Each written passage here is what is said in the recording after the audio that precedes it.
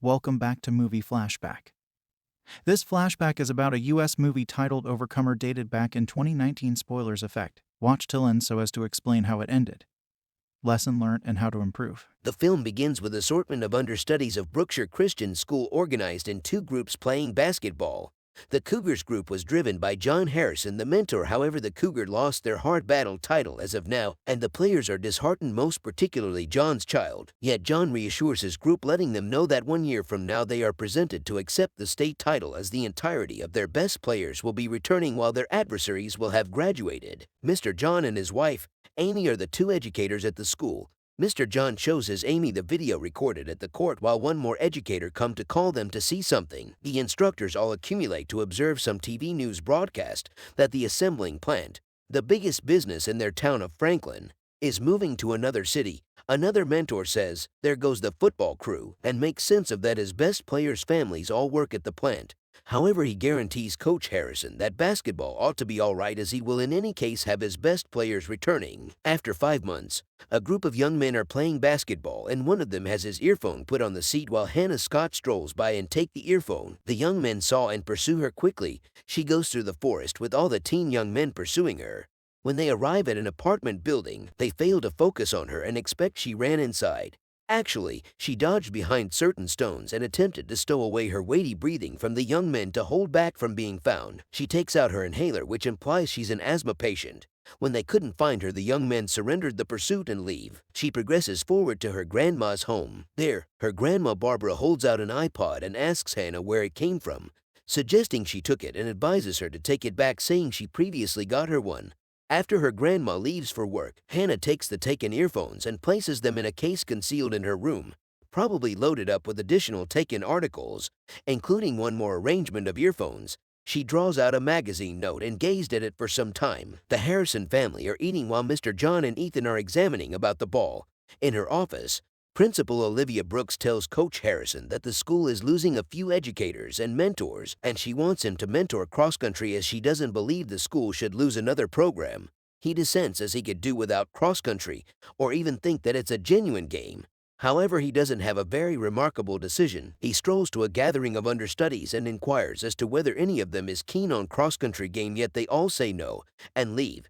He's left with just Hannah. Mr. John checks her structure and sees that she had a run the earlier year.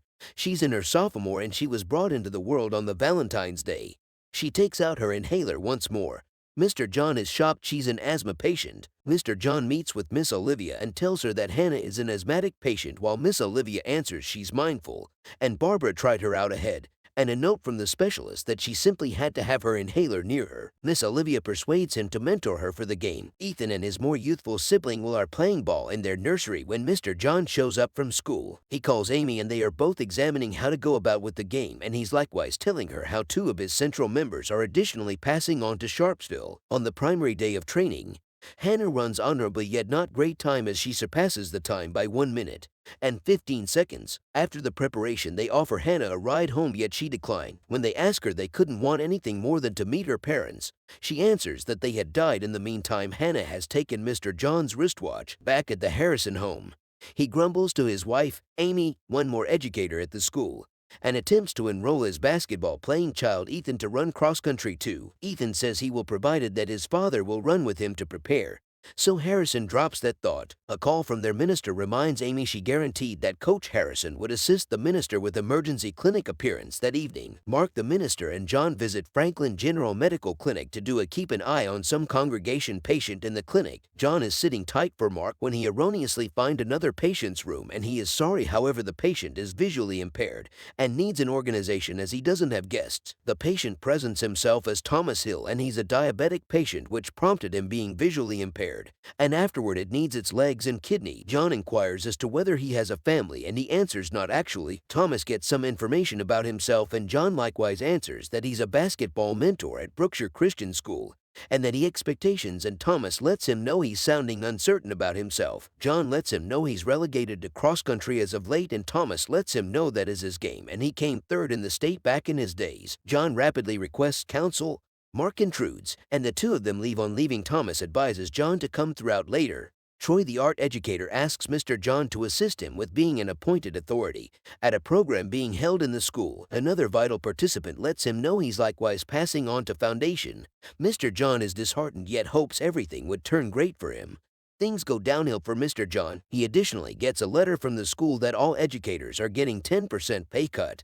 His significant other attempts to energize him with blended results. After Hannah's unremarkable execution at their initially meet, Mr. John and Amy get into a contention, and Amy later apologizes and the couples accommodate. Mr. John gets back to visit Thomas and requests guidance on the most proficient method to mentor her. Along with giving ideas on cross-country instructing, Thomas moves Harrison to consider what his actual character is. If he's not a mentor or an instructor or a spouse or a dad, then, at that point, who is he? He answers that he's a Christian. And Thomas asks him on the off chance that his confidence is so significant, for what valid reason didn't he show it prior? Thomas shares how he had to lose his own vision before he could plainly see what was significant, the way in which he hurt such countless individuals, and was narrow-minded. Mr. John discovers that Thomas had a sweetheart, got her pregnant, got her on meth, deserted his child young lady after she kicked the bucket. The child was brought into the world on Valentine's Day long-term back and presently lives with family members. Mr. John assembles the pieces and understands his girl as Hannah, conflicted about what to do, as Hannah's grandma has told her both of her folks are dead. Hannah is in a center of a race and has an assault. She stops in the race and plunks down vulnerably until John and Amy come to assist her up. The couple's with telling Miss Olivia about Hannah and Thomas, and Miss Olivia affirms it, on the grounds that Hannah's late mother was her companion and Thomas pursued away after she conveyed of the child and passed on. And from that point forward, Barbara won't tell Hannah her dad, and to that end Hannah is on grant in the school. John and Amy visit Thomas in the clinic. The couple educate Thomas concerning Hannah, and Thomas says he couldn't imagine anything better than to meet his girl. Hannah participates in another cross-country race where she takes the 11th position. She's disheartened, yet John and Amy empower her.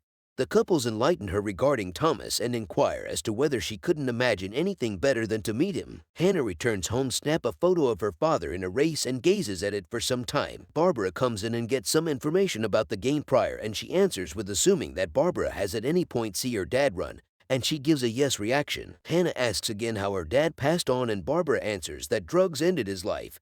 Hannah has been improving. She runs for 20 minutes 45 seconds, then she tells John she needs to meet Thomas. The couples take Hannah to the emergency clinic. Hannah and Thomas talk briefly. Hannah murmurs to Amy that she wants to leave and left. Amy follows her. The couples bring her back home. They say they could stand by till Barbara returns, yet Hannah demands a chance to think. Hannah go into her room and tear the magazine she had held for quite a long time. John inquires as to whether she's okay and that she doesn't want to run, yet Hannah lets him know she couldn't want anything more than to go see him once more. The couples take her to the emergency clinic once more and let them be. Hannah asks what occurred, and Thomas makes sense of all that and apologizes while crying. The couples bring her back home. Hannah visits Miss Olivia and tells her she met with her dad. Miss Olivia enlightens her concerning God and shows her how to supplicate and gives her a few book of scriptures sections to peruse. She likewise read through and sob. The following day, when John, Troy, and Bonnie are evaluating the workmanship under studies, Hannah strolls by and sees John and chose to come by and lets them know words about Christ.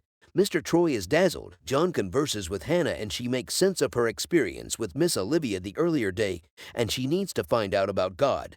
Hannah returns generally she's taken, including the earphone and John wristwatch. She picks her bike and ride to the medical clinic, yet she was unable to find Thomas in bed. She's crying when a medical attendant asks what her identity is, and she answers she's Thomas' little girl, and the attendant tells her he's been moved to ICU, that he had a respiratory failure during dialysis. She enters and converse with him about two things, which is she has settled on the choice to follow Jesus, and that she pardons him and she needs to spend more energy. She rides back home. Barbara assaults her with inquiries regarding her whereabouts, and she comes clean. Barbara goes to John's home in disturbance and advises the couples to avoid her great girl. Barbara returned home to meet Hannah crying. Barbara visits Thomas, where Thomas apologizes to Barbara and to excuse him, yet Barbara advises him to let Hannah be. Barbara additionally petitions God about it to take care of her. In the gathering of cross-country mentors, they vote that regardless of whether the sprinters ought to wear miniature headphones, and John says okay, and furthermore beg different mentors to cast a ballot yes to, and yes wins. John and Ethan ride through the miles of the race and plan themselves. It takes them 19 minutes. John takes the instrument to Thomas for him to know how to record. Thomas records for the 19 minutes how he needed to mentor his little girl and supported her at the state championship. Coach Harrison gives Hannah a tiny headphone and tells her to press the play button when the race begins. She does, and she hears the voice of her dad training her through each step of the race. He tells her the amount he cherishes her, how glad he is of her, how they will do this together. With the support and master instructing of her dad, Hannah runs her best race ever and in a real sense falls beyond the end goal, having given her beginning and end to surpass the previous state champion in the last stretch. As paramedics bring oxygen for Hannah, everybody hangs tight for the eventual outcomes, which were a photo finish without survey. When they decide Hannah won by inclining forward an inch more, her cohorts raise her on their shoulders and everybody cheers. She's given the decoration and celebration proceeds. Hannah's grandma remained to watch her race despite the fact that it implied she was behind schedule for work. After her congrats, Hannah tells her she needs to see her father, and her grandma gestures and advises the Harrisons to bring her home later. She embraces Miss Olivia and say thanks to her for everything. The couples and Hannah go to the emergency clinic. Hannah puts the decoration around her dad's neck. He is excited that she medaled. Then Coach Harrison lets him know it's an extraordinary decoration. She came out on top for the state title. Hannah folds her arms over him, puts her head on his chest, and says, I had a great mentor. Mr. John become close to home and leaves the room and Amy followed. Barely any weeks after the fact, Thomas passes on and Thomas' coffin at the graveyard is encircled by Hannah, her grandma, the Harrisons, Principal Brooks, and others. The minister says Hill's story was one of reclamation. Hannah tells Coach Harrison that she had the best father on the planet for 6 weeks. After 6 years, Hannah is offering her story to others in a gathering. She still generally starts things out in the running cross-country in school, and she's opening up a container attached with a lace and embedding a blaze crash into her player, and going through the city while paying attention to a recording made by her dad for her colloquialism. Her dad had recorded 30 years of the birthday wishes ahead of time. Lesson learned: there isn't anything unimaginable when God is first. This flashback is proudly sponsored by the like and subscribe button. Kindly click the like and the subscribe button. Thanks for watching till the end.